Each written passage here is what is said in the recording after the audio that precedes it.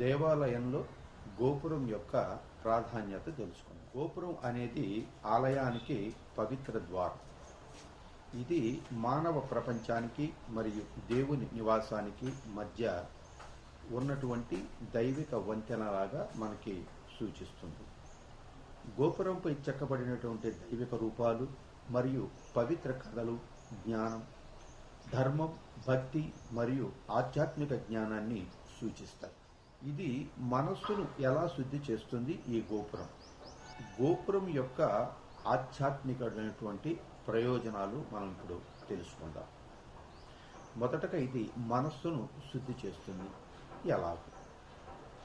ఒక వ్యక్తి గోపురాన్ని భక్తితో, మానసిక ఒత్తిడితో, గందరగోళం మరియు ప్రతికూలమైనటువంటి ఆలోచనలతో చూసిన క్షణం నుండి ఆ యొక్క వ్యక్తికి ఉన్నటువంటి ప్రతికూలమైనటువంటి వాతావరణం అంతా కూడా కొద్దిగా మసకబారడం మొదలవుతుంది.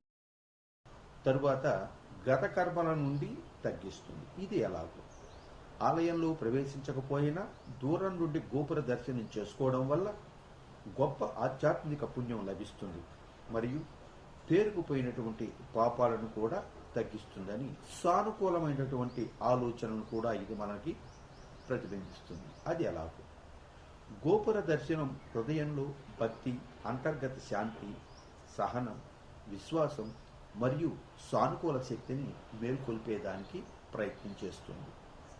అలాగే తక్షణ దైవిక అనుగ్రహం ఎలా ఉంటుంది? దేవుని దివ్య దృష్టి మొదలు గోపురం ద్వారా భక్తుడి వైపు ప్రవహిస్తుందని మనం హిందూ సాంప్రదాయంలో నమ్మకం ఉన్నది. మరియు ఈ యొక్క గోపుర దర్శనం కోటి పుణ్యాల ఫలం అని కూడా మనం అంటూ ఉంటాం. ఇది ఎందుకంటారు? నిర్దోషంగా గోపురంను స్వచ్ఛమైన హృదయంతో చూడటం ద్వారా పొందే పుణ్యం కోటి యజ్ఞాలు లేదా ఆచారాలు లేదా దాన ధర్మాలు మరియు తపస్సులు చేయడంతో సమానమని మనం చెప్పవచ్చు.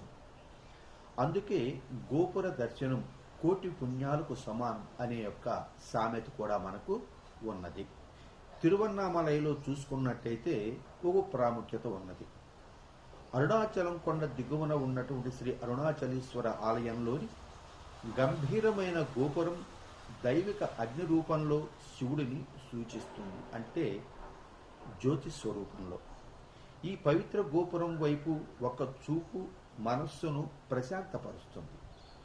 ఈ పవిత్రమైన గోపురం వైపు ఒక చూపు మనస్సును ప్రశాంతపరుస్తుంది, హృదయాన్ని కరిగించి జీవితాంతం నూతన ఆశ మరియు ఆధ్యాత్మిక బలంతో ఇది మనకి నింపుతుంది. గోపురం వైపు చూస్తూ చేసే వినయపూర్వకమైనటువంటి ప్రార్థన కూడా పూర్తి దర్శనం యొక్క ఆశీర్వాదాలను ఇస్తుంది. దీని వలన మనం తెలుసుకోవలసినది ఏమిటి అనగా, నిష్కల్మషమైనటువంటి మనస్సుతో గోపురం దర్శనం చేసుకున్నప్పుడు మనకున్నటువంటి ప్రతికూలమైనటువంటి వాతావరణాలు అన్నీ కూడా నిర్మూలింపబడతాయి. ఇది ధర్మశాస్త్ర నమ్మకం. అలాగే ఈ గోపుర దర్శనం కోటి యజ్ఞాల పుణ్యఫలం. అలాగే మనం ఎన్నో ఆచారాలు, దాన ధర్మాలు చేయకపోయినప్పటికీ కూడా ఈ గోపురాన్ని నిష్కల్మషమైన మనస్సుతో మనం చూసి స్వామిని దర్శించుకున్నంత ఫలితం కూడా దక్కుతూ, దానికి తోడు ఈ దాన ధర్మాలు, యజ్ఞాలు ఇవన్నీ కూడా చేయకపోయినా చేసినటువంటి ఫలితాన్ని మనం పొందగలం. కాబట్టి గోపురం, స్వామివారి యొక్క గోపురాన్ని మనం దర్శనం చేసుకునేటప్పుడు నిష్కల్మషమైన మనస్సుతో అందరూ బాగుండాలి, అందరూ మనముండాలి అనేటట్టుగా నిష్కల్మషమైన మనస్సుతో స్వార్థం లేకుండా మనం ఎప్పుడైతే గోపురాన్ని దర్శనం చేసుకుంటామో అప్పుడు ప్రతికూలమైనటువంటి ఫలితాలన్నీ కూడా తొలగి సానుకూలమైనటువంటి ఫలితాలను మనం పొందగలుగుతాం. జై శ్రీరామ్, జై. మా ఛానల్ నచ్చితే సబ్స్క్రైబ్ చేయండి, ఓ లైక్ కొట్టండి, ఓ కామెంట్ పెట్టండి. మకర తోరణం గురించి తెలుసుకుందాం. జై శ్రీరామ్, జై శ్రీమన్నారాయణ.